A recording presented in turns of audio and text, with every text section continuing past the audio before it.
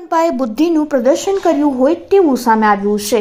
Kalavad road પર આવેલા overbridge નીચે ગેમ ઝોન બનાવવા માટે મંજૂરી આપવામાં આવી છે અને ગેમ ઝોન બનાવવા માટે કોર્પોરેશન દ્વારા કામ પણ શરૂ કરી દેવામાં આવ્યું છે। કાલાવડ રોડ પર એક તરફ ટ્રાફિક જામનો પ્રશ્ન રહેતો હોય છે તો બીજી તરફ નાના ભૂલકાઓને રોડ ક્રોસ કરતા સમયે અહીંયા અકસ્માતનો ભય રહે છે। રફતારના રાજકુમારો પૂરપાટ ઝડપે કાર ચલાવીને રોડ પર ગેમ ઝોન પાસે અકસ્માત કરે તો જવાબદારી કોની તેવો પ્રશ્ન ઉદ્ભવી રહ્યો છે। આ સાથે જ ઓવરબ્રિજની નીચે તૈયાર થતા ગેમ ઝોનનો સ્થાનિકોએ પણ વિરોધ કર્યો છે। સમગ્ર મામલે સ્ટેન્ડિંગ કમિટી ચેરમેન જયમીન ઠાકરનું પણ નિવેદન સામે આવ્યું છે।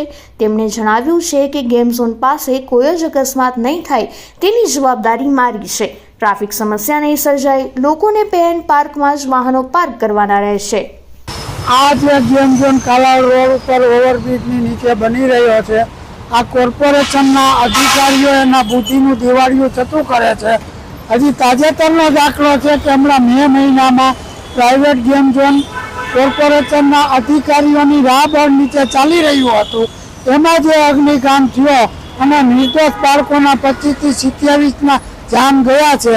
આ તો એવો જ અકસ્માત બીજો બનાવવા જઈ રહ્યો છે, તો આની જવાબદારી કોણ લે છે?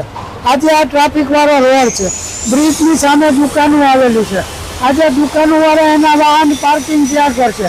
એને આ કસ્ટમરો આવશે, એ લોકો પાર્કિંગ ક્યાં કરશે? આ માંડ પાર્કિંગ માટેના ઓવરબ્રિજ નીચે પાર્કિંગ માટે જગ્યા ફાળવવામાં આવી હતી, ત્યાં એની નીચે આ ગેમ ઝોન બનાવી રહ્યા છે। હવે આ ગેમ ઝોનની બાજુમાં યુનિવર્સિટી આવેલી છે, સ્કૂલો આવેલી છે, કોલેજો આવેલી છે। હવે આ ગેમ ઝોનમાં રમવા માટે બાળકો તો આ જ આવવાના છે। હવે આ બાળકો મસ્તી કરતા કરતા રોડ ક્રોસ કરતા કાંઈ પણ અકસ્માત થશે તો એની જવાબદારી કોણ લે છે? Rajkot municipal corporation, Ahmedabad municipal corporation, Surat municipal corporation અને વડોદરા મ્યુનિસિપલ કોર્પોરેશન, ગુજરાતના 4 મોટા મહાનગરપાલિકાઓમાં રાજ્ય સરકારની સૂચનાથી બ્રિજની નીચે બ્યુટિફિકેશન કરવું એવી રાજ્ય સરકારની અમને સૂચના મળેલી છે। તેના ભાગરૂપે ગત સ્ટેન્ડિંગ કમિટીની અંદર આ કામો મંજૂર કરવામાં આવ્યા છે। આપણે સૌ જોઈએ છીએ કે કોઈ પણ ડેવલપમેન્ટ સિટી હોય એના બ્રિજની નીચે ક્યાંક ને ક્યાંક એન્ક્રોચમેન્ટ નાનું મોટું થતું હતું, બ્રિજનું બ્યુટિફિકેશન તૂટતું હતું, રાત્રે એન્ક્રોચમેન્ટ થઈ જાય છે, ગેરકાયદેસર રીતે ઘણા બધા લોકોની પેશકદમી થઈ જાય છે, રાત્રે ગંદકી પણ થાય છે, કચરા પણ નાખવામાં આવે છે। કોઈ પણ સિટીનું બ્યુટિફિકેશન અને ટ્રાફિકનું અડચણ અને વિકાસ બ્રિજના માધ્યમથી અને નવા રોડ રસ્તાના માધ્યમથી થતો હોય છે। બ્રિજની નીચે જે રાજકોટ મ્યુનિસિપલ કોર્પોરેશન જે બનાવવા જઈ રહ્યું છે, હું આપના માધ્યમથી રાજકોટના જે લોકો વિરોધ કરી રહ્યા છે એમને મારી ખાતરી પણ આપું છું કે કોઈ ટ્રાફિક સર્કલમાં ક્યાંય ટ્રાફિક જામ થવાનો નથી। કારણ એટલા માટે કે જે પ્રકારે અમે ડિઝાઇન બનાવી છે, ગુજરાતના સારામાં સારા કન્સલ્ટન્ટોની નિમણૂક કરીને આખી ડિઝાઇન બનાવવામાં આવી। આપણે આપણા મહાનગરને આધુનિક બનાવવું જોઈએ એવું સ્પષ્ટપણે ભારતીય જનતા પાર્ટીના શાસકોની એક નેમ રહી છે। આ આધુનિક રાજકોટને બનાવવા તરફની અમારો એક આ પ્રયાસ છે। રાજ્ય સરકારની સૂચનાથી આપણે અમદાવાદમાં જોઈ શકીએ છીએ કે એસપી રિંગ રોડ હોય કે સરખેજ ગાંધી એસજી હાઈવે હોય કે અમદાવાદના બીજા બધા બ્રિજ જુઓ કે સુરતના કે વડોદરાની અંદર, ત્યાં આ કામ પૂર્ણ પણ થઈ ગયું છે અમુક જગ્યાએ અને અમુક જગ્યાએ કામ ચાલુ છે। ખાસ કરીને કોઈ પણ જાતની ટ્રાફિક સમસ્યા નહીં થાય એટલા માટે કે ઓલરેડી ત્યાં પે એન્ડ પાર્ક પણ આપવામાં આવ્યું છે અને આ એવી વસ્તુ અમે બનાવવા જઈ રહ્યા છીએ કે જે બન્યા પછી રાજકોટ સ્વીકારશે એક વખત કે આખે આખું અલગ પ્રકારનું રાજકોટ નવીનીકરણ તરફ જઈ રહ્યું છે। હું ખાતરી આપું છું, સાર્વજનિક સ્વરૂપમાં કહું છું કે કોઈ પણ જાતની દુર્ઘટનાઓ નહીં જ થાય।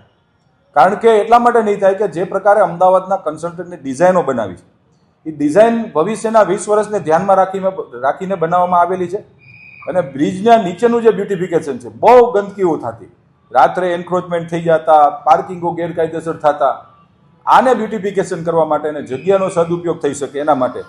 બીજું આ જે કંઈ પણ અમે રેસ્ટોરન્ટ બનાવવાના છીએ કે ગેમ ઝોન બનાવવાના છે, ગેમ ઝોન એટલે બીજો એવો કોઈ મોટો ગેમ ઝોન નથી, પણ સ્પોર્ટ્સ એક્ટિવિટી કરીએ છીએ। ટેબલ ટેનિસ થશે અંદર, એમાં ટેનિસ કોર્ટ બનવાના છે, એમાં કાફેટેરિયા બનવાના છે, એમાં પણ એવું રીતનું કરવાના છે કે ભારતના સારામાં સારા રેસ્ટોરન્ટો એની અંદર આવે। કોઈ લારી ગલ્લાવાળાને આવવું હોય તો છૂટ છે, પણ એની એક ગુણવત્તા જરૂરથી જોવામાં આવશે। કોઈ પણ વ્યક્તિ નહીં આવી શકે એમાં। એ પ્રકારનું આધુનિક મોડર્નાઇઝેશન બ્યુટિફિકેશન અમે લોકો કરવા જઈ રહ્યા છીએ. તમને અત્યારે સમજાવું છું કે અત્યારે કોઈ પણ બ્રિજ હોય, કોઈ પણ બ્રિજની નીચે ડાયવર્ઝનો તો આપેલા જ છે ઓલરેડી. અમે દાખલા તરીકે કેકેવી બ્રિજથી આપણે આત્મીય કોલેજ બાજુ જઈએ એટલે એક રસ્તો રામધામમાં જાય છે અને એક રસ્તો જાય છે રોયલ પાર્કની અંદર. તો એ રસ્તાને અમે ટચ નથી કરવાના. જે બ્રિજની નીચેનો જે ભાગ છે એમાંથી તો ક્યારેય કોઈ નથી ટપવાનું, બીકોઝ ઓફ કે નહીં એટલા માટે હું બહુ એક વખત બની જવા દઉં એટલા માટે હું તમને કહું, કોઈ પણ બાળક રાત્રે એ ગેમ ઝોનમાં રમવા ગયું, એનો પાસ હશે, એવી રીતે ગમે એ ખોલીને નહીં જઈ શકે, એને એની એમાં મેમ્બરશીપ લેવી પડશે. એ પણ અમે એજન્સીને જ કામ આપવાના છીએ, કોર્પોરેશન નથી ચલાવવાનું. એના ટેન્ડરો બહાર પાડવામાં આવશે અને એ ટેન્ડરોની શરતો મુજબ એને તમામ પ્રકારની શરતોનું એને પાલન કરવાનું રહેશે. કોઈ પણ યંગસ્ટર, કોઈ પણ દીકરી કે દીકરો જ્યારે એ ગેમ ઝોનની અંદર રમવા આવે છે ત્યારે એનું પાર્કિંગ પેન પાર્કમાં જ રાખવાનું રહેશે. અને એ એવું નક્કી કરે કે મારે આજે રમવા જવું એવું નહીં થાય, એની મેમ્બરશીપ બનશે. કોઈ પણ વ્યક્તિ જઈ નહીં શકે, એના માટે મેમ્બરશીપ કહેવાય. ટેબલ ટેનિસનો પ્લેયર છે ને રમવું છે તો એની 1 મહિનાની હોય, 3 મહિનાની હોય કે વાર્ષિક મેમ્બરશીપ હશે, એ પ્રકારની મેમ્બરશીપ થશે. પછી કાફેટેરિયા હોય તો કાફેટેરિયામાં આપણે કોઈ જમવા ગયા કે નાસ્તો કરવા ગયા તો એના માટેનું પાર્કિંગ પણ અલગ હશે. એવી રીતે ગમે ત્યાં નહીં રાખી દે. એ જોવાની જવાબદારી એજન્સીની છે. જે રેસ્ટોરન્ટને કામ આપવામાં આવશે ટેન્ડર પ્રક્રિયાથી એ એની જવાબદારી થશે. એટલે કોઈ પણ જગ્યાએ ક્યાંય કોઈ જગ્યાએ ટ્રાફિક નહીં થાય. ઓલરેડી અમદાવાદ મહાનગરપાલિકાએ આ અને સુરતે આ કર્યું છે અને ખૂબ સક્સેસ ગયા છે. નવા રાજકોટ તરફ અમે લોકો જઈ રહ્યા છીએ, એના માટેનો આખે આખો અમારો આ ભગીરથ પ્રયાસ છે.